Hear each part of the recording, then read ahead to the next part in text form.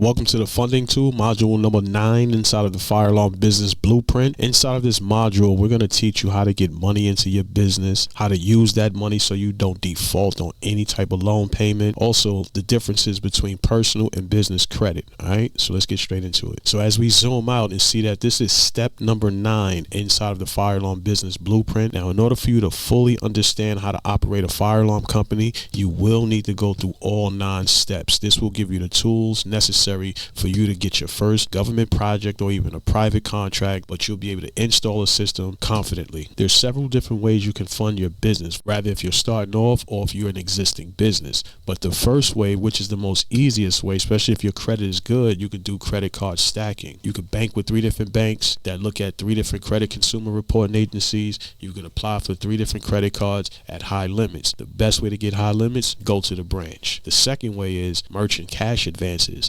If you're having monthly transactions between $25,000 and $50,000 a month, you get merchant cash advances against your bank statements. And the third one is no doc business loans. You have to kind of build some type of relationship with the business, and they have to see how much money is going in and out of that business account for you to get a no doc loan. A no doc loan just means you don't have to provide any tax returns. So be sure to download your funding tool cheat sheet. This is not like no other program where you're going to watch a bunch of videos and be more confused than when you first started. No, the goal of this is to do this together, one step at a time, so that way we can get money into your business, you know what to do with it, and you know exactly how to grow your business. Here's an example: merchant cash advance, and at the time my credit score was at 640. However, the business was generating some monthly revenue, and we was able to get a $20,000 credit line to use either for payroll, to buy material, whatever we needed to use it for. But at the time I was just letting it sit there so that way I can get money from somewhere else. Why do you think so many entrepreneurs face so many challenges within their business? When I first started my business, I didn't understand anything about credit. I didn't know how to use my credit. I didn't know what a credit card was. I was just spending money left and right. I didn't have any budget or any management type skills. I was still living the scarcity life of check to check,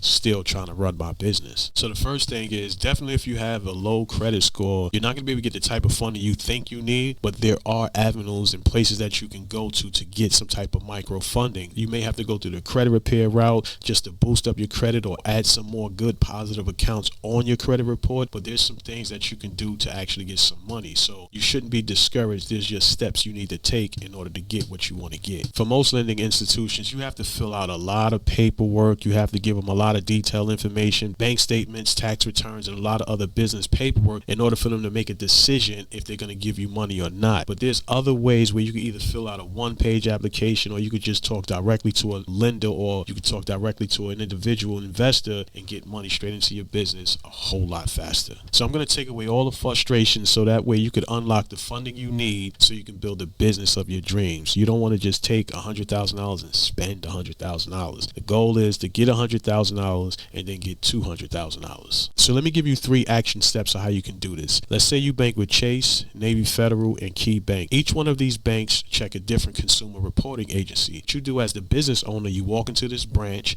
and you sit down with a banker and you open up a business checking account. Once you open up a business checking account, you then tell them you want to apply for a business credit card.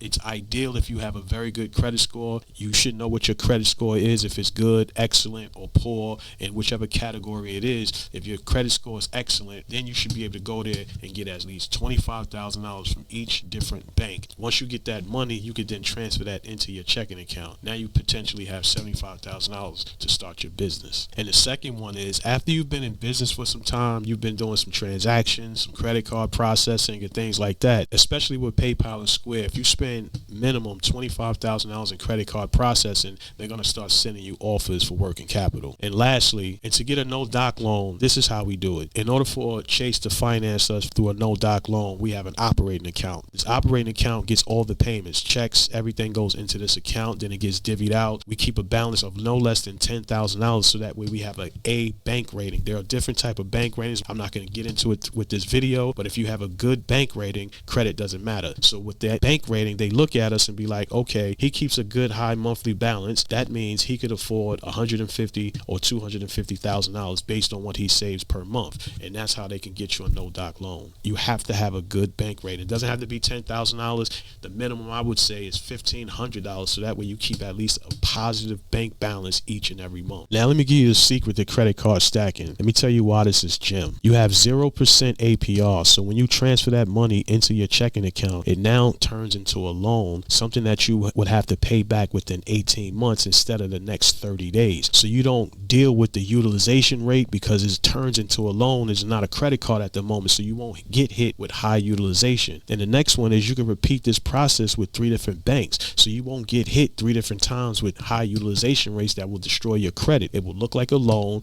and all you have to do is pay it over time. And lastly, once you put the money into your bank account, you can then figure out or hire someone to spend $1,000 a month to run your marketing campaign. Now, once you combine all these limits across all 3 of these credit cards, because if you apply online, you might only get about $5,000 or $3,000, but you have to go and sit down with the bank and tell them exactly how much you want so you can apply for the high limit credit cards, not just the regular credit cards. You want the high limit credit cards. So another way to fund your business is through American Express credit cards. American Express credit cards are more like charge cards. Charge cards are different than credit cards. Credit cards, you have to pay your balance down each and every month. A charge card, you got to pay that whole thing back at the end of each and every month. So I want to congratulate you for completing the course. Now that you've gained the tools and knowledge to understand how to get money into your business, I want you to download this one-page cheat sheet so you can keep it by your side and apply everything you've learned in this course today. I want you to stay focused, organized, because I want you guys to succeed. All right? I'm going to catch you in the next one. Peace.